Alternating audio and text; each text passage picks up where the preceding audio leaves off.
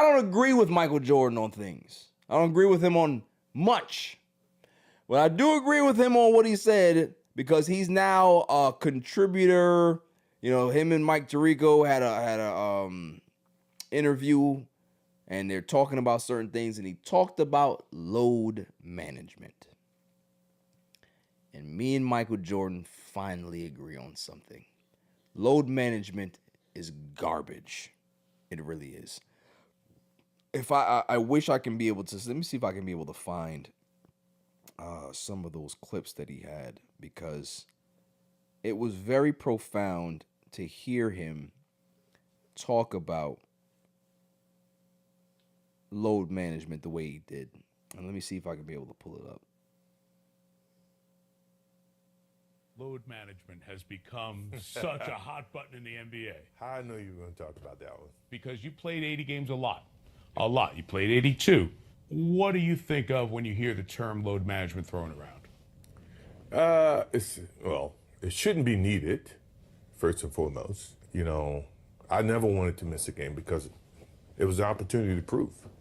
It was something that I felt like, you know, the fans are there to watch me play. I want to impress that guy way up on top who probably worked his ass off to get a ticket or to get money to buy the ticket. You really cared about the guy who sat in the top deck at the Palace in Auburn Hills to watch you when you came to Detroit? Yeah, because I know he's probably yelling at me, and I want to shut him up. You know, he's calling me all kinds of names. I definitely want to shut him. So I agree with that. Is that when you think about the advancements of the game, right? Guys are getting paid more money.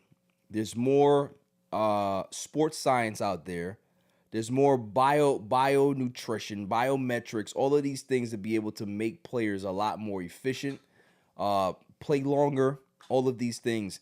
And you're trying to tell me that with all of these advancements in modern medicine and technology that we're playing less games now? How does that make sense? Mm-hmm. So now you have players that are making more money. They're more of brands how they used to be, and they're playing less. There used to be, I think the average 10 years ago was like 11 games missed. Now, if you're talking about just the load management now, it's an average of 24 games missed. That is insane. It's an 82-game season, so you're taking a fourth of the season, and you're missing games. For what? And still getting paid in full. It's ridiculous. Like, think about the guy that's in the bleachers, that works his ass off, that wants to go see his favorite player, or taking his son to go see his favorite player, and that person is sitting out due to load management. You're not getting a refund for that game. Mm-hmm. That father just spent $200 on his ticket, $200 on his son's ticket. You have $50 for parking. You have another $100 for food. If the kid wants a jersey, that's going to be another $100. If they want, so now you're literally almost in the hole for $1,000 for this one night, and the kid did not get to see his favorite player play, all because of load management. Mm-hmm. That is garbage. Mm-hmm. Load management is a disgrace to the game. It's not necessary. If you're hurt, you're hurt. If you're out, you're out. But just for maintenance, the fuck does that mean? You get maintenance on your off days. Mm-hmm. Like for me, like players who sit out back-to-backs, it doesn't make sense to me. If you got like LeBron James who's 50, okay, I get that. Because load management kind of started with the Spurs and Greg Popovich. Like Tim Duncan was getting older.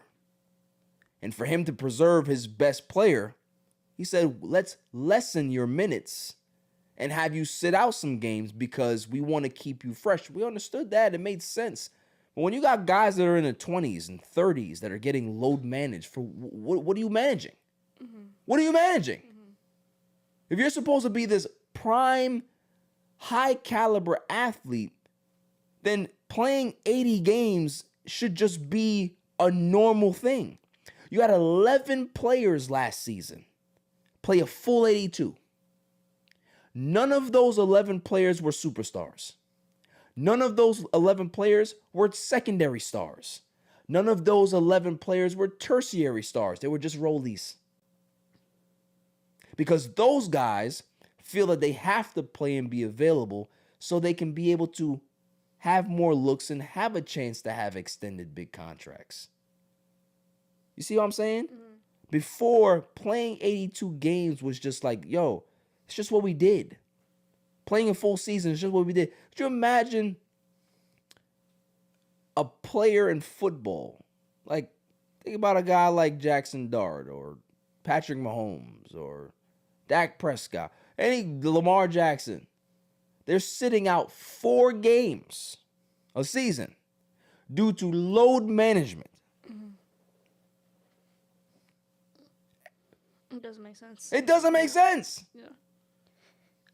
Like, do they have, like, in contract wise, say, like minutes, like max minutes, like to even fulfill like this full contract? Nope. I feel like, because I know like in baseball, if you want to make certain milestones, whatever, they'll say like you need to pitch 300 innings in the next 5 years, whatever it may be, to get your full paid out contract. They have those are kind of like incentive deals where you can get certain bonuses. Yes, you like making the All-Star team or having certain milestones. Certain teams are gonna have different types of incentives in their contracts. But because of the player union, because the NBA player union is so powerful, there's not much that the owners can be able to do to try to change that, because players drive the league. And if this is something that player and team come up with in regards to this schedule to be able to have them sit out games, then we're just going to continue to have this. This is the load management era that we're in. And a lot of people hate it. And this is why a lot of people who are avid basketball fans, who are like old school fans of the game, don't accept anything in this era. This is why they don't like LeBron. This is why they don't accept anything that's in this era, because it feels like you're cheating the game. Because if you think about it, and there's another clip where Jordan is talking about, let me see if I can be able to find it, because that clip made a lot of sense as well. Let me see if this is the one. I can't do it, then I can't do it. But physically, if I can do it, and I just don't feel like doing it, that's a whole different lens. So give me the first time that you came to that fork in the road in your career where you could have sat down and missed a game, but you fought through. Started my career. Okay. I twist my ankle. And I had a teammate. He says, "You twist your ankle, young fella. Come over and sit with me. You know, this is you need to." I said, "No, man. I'm trying to make a name for myself. There's no way I can sit. You know, I need to get out there and show what I'm capable of. I want to play. I want to win. I want to make an impact." And I twisted my ankle. I taped it up, and I went back out and I played. So again, it's just a different level of passion, right? I'm not gonna say that these guys that play now that they don't have a passion to play, because they do. It's just if this is the structure of the game now, then guys are just gonna play whatever it is. People are growing up in the load management. You have kids that are doing this now, that sit out games in high school. Like, what are we doing? Like, so I would love at some point for us to get out of this era so we can be able to go back to just regular basketball, where we can just be able to have guys that it's not a highlight that, oh my God, he played 80 games this year. It's just the norm for you to play 80 games, because if there's 82 games, it's like baseball. Guys are everyday players for a reason. This is why in baseball, guys normally do play 160, 162, 158. You know, if they get some rest days during the year, 155. But at a full season, that's what you're seeing. So again, if guys out of 82 games, if they're missing 5 games due to rest at the end of the season, I don't have a problem with that. But when you start to pile up 15 and 20 and 24 games, 25 games, 30 games, half the season, like, how can you still get paid to sit there and do nothing? And then on top of that, there's now a chemistry problem. For those 30 games that you're out, those are 30 games that we played without you, which means that when you do come back now, there's a reintegration process. How do we integrate you back into this offense without missing a beat? We played 30 games without you. So we understand how to play without you. Now we're inserting this big time star back into the game. How is everybody else gonna work when we're so used to not having you? So you're disrupting the chemistry of the team. You're disrupting the camaraderie of the team. You're disrupting the connectivity of that team when you load manage so many games. So I truly don't understand how it helps anybody, because at the end of the day, I don't see most of the players that are on this load management schedule. Does it help them to stay more healthy? It doesn't. They load manage every fucking year. So it's not like they're doing this, all right, cool, we're going to do this load management this year just because you're coming off an injury, and then next year we're full go. They're constantly on this load management schedule and they still get hurt. So what's the point? Go out there and play. I just don't get it. Yeah. Especially too, like, if you are the superstar of your team and you're sitting out, like you said, 20 games, like, you're just harming your chances of winning potentially like a championship and whatnot, because then you're out 20 games for your team. Like, you're a superstar of the league. Like, you should be playing every single game as much as possible that you can. You're right. You're one of the stars. Yeah, like, you should want to be out there playing, doing your job and winning, than, say, like, oh, the team's losing because you're not there. Like, that's on you. Right. So you can't be like, oh, the team's exactly doing that, blah, blah, blah, blah, blah, when you're a major role in the team and you should be on the court. No, that's a great point, is that you don't complain that the team ain't doing well and you mad. You ain't playing. You decided to not show up to work today and still show up to work today. That's like me being off and still show up to work. Just sitting there. Just sitting there chilling. What are you doing here? Yeah. If you're not working, get the hell out of here. Like, for me as a teammate, like, if I'm a role player and I have a guy that's like one of those load management players, like if I'm on a team with Joel Embiid, if I'm on a team with Kawhi Leonard, if I'm on a team with Paul, I'm like, yo, I ain't fucking with these dudes, man, because it's like, you're costing us valuable games to be able to be a playoff team. All because you're not ready to play, or you can't play back-to-backs. Then why are we paying you $60 million a year?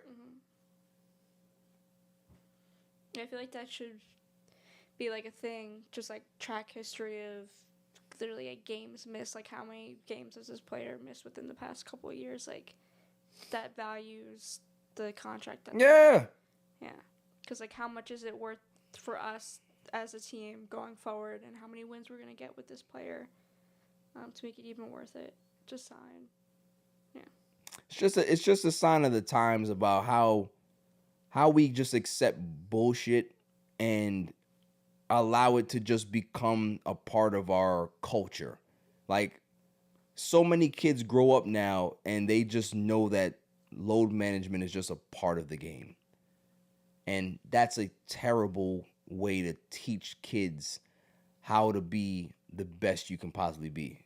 Work yourself, work hard, bust your ass, and maybe one day you can become the biggest star in the game, and then you have the choice to be able to not play half the season. Isn't that great? Fuck are we talking about? Baseball players are great because they play. Football players are great because they play. You can never be considered great if you choose not to play. It just doesn't make sense. Yeah, even like too, like with baseball, like with pitchers, like the manager comes in, you see them like fight back. Yeah. Like I want to be in this game. Take your ass back in that dugout. I'm not coming out of this game. So for them to literally throwing 100 pitches, over 100 pitches, like, oh, it's time to come. Like, no, I'm gonna throw more and really blow out my arm, but I'm gonna give my team everything I can to give them a chance to win. While basketball players, ankle, load manage, oh wrist, oh, I can't shoot 30 times tonight. Load manage. Oh, it was already in the contract. I'm gonna sit out 15 games. Load manage. Bullshit. So fuck load manage, and me and Michael Jordan agree on something, because old school players like MJ will never understand it. A guy like me who's watched the game since I was 4 years old, I will never understand it, and I will never accept it. I will never accept it. I don't care who does it. When LeBron does it, I don't like it. When Steph Curry does it, I don't like it. When anybody who does it, I don't like it. It doesn't, like, this is not one of those things where it's like, it's okay for this dude to do it and it's not okay for this guy to do it. Anybody who load manages, I think is garbage. I think it's absolute garbage, because it just spits on the game. It spits on the fans. You are that valuable because the fans put money into this organization and this association to make the business better, to make revenue, to make TV deals, to make TV, all of this stuff that goes into having a successful sporting association or organization. The fans are the ones that push that shit forward. If you don't have the fans there, then you don't have the money. So if you don't respect the fans and give the fans exactly what they want, then what are we doing? It's about the fans. It's about the kids. It's about giving back to them. You're a professional athlete because the game is about entertaining for the masses. If it wasn't about the fans, then there wouldn't be no fucking fans in the stands. You just play in an empty gym and everybody would just watch it at home. But the fact that people are allowed to come there to watch their games, they're coming to watch their favorite players play. And when you have teams designing these load management schedules, you're slapping those fans in the face. You're slapping that dad that works his ass off at the fucking steel mill that doesn't have the money, but he's taking fucking little Toby to the game and spending $1,000 to see LeBron James sitting on the bench in $1,500 clothes. It's bullshit.